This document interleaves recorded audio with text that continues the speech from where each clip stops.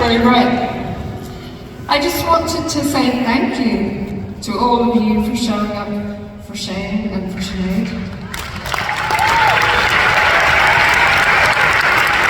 And I want to thank all the musicians. There's a lot of amazing musicians here. And you know, like Imelda said, of course it isn't Shane or Sinéad, but I think both of them would be very, very proud to know that their songs are being performed by so many people all over the world. I think that's something like when you set out as a songwriter, if you write a song, and it has life and it carries on and people interpret it and people do their own versions of it. That's really the most you can hope for as a songwriter. So I'm very grateful for that.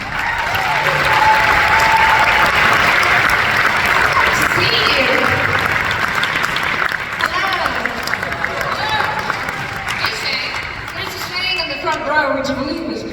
Anyway, I also want to follow on from what Imelda said about both Shane and Sinéad as human beings. You know, they weren't just brilliant songwriters and they weren't just brilliant singers, but they're also amazing humans with a deep love of humanity, both of them. And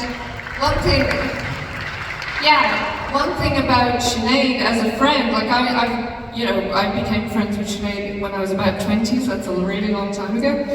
And one thing I'll say about her as a friend is she was the kind of person that you didn't need to tell her that you needed something. You didn't need to tell her that you were in trouble or that you needed help.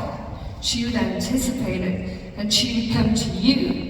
Before she was like a proper kind of mother, you know, she'd anticipate her needs, and sorry, that's making me want to cry. But you know, she would just like she would never make you feel bad about being in trouble or having a hard time or being in any way, you know, emotionally broken, which I very often was, and she understood that.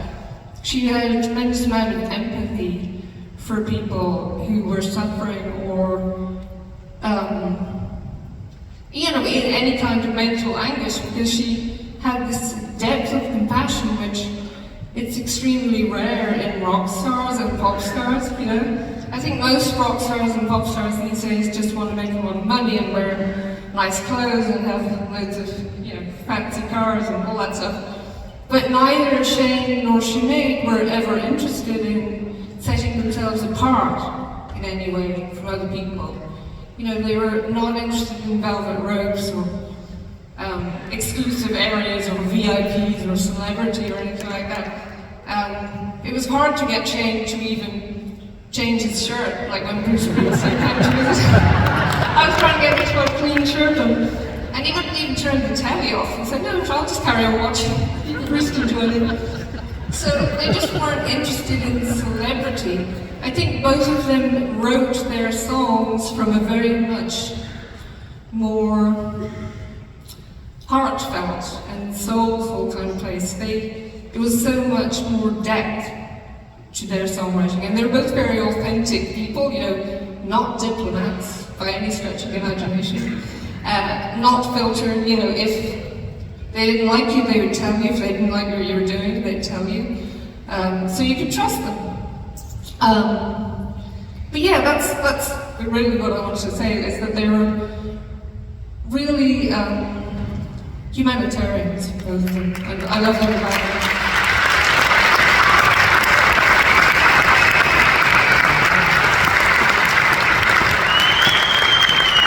Neither of them would ever walk past a homeless person without giving them not just money. I mean, you can throw money at people, but that doesn't necessarily make them feel better. But they would give them the time, they would give them the respect, they would want to talk to them on their own level. You know, they never felt in any way superior to anybody else. And I think if there's one thing I would love for all of you to take away from tonight is not just the music, because it's not just about the music, it's about where the music came from and what motivated it and what values those two writers have.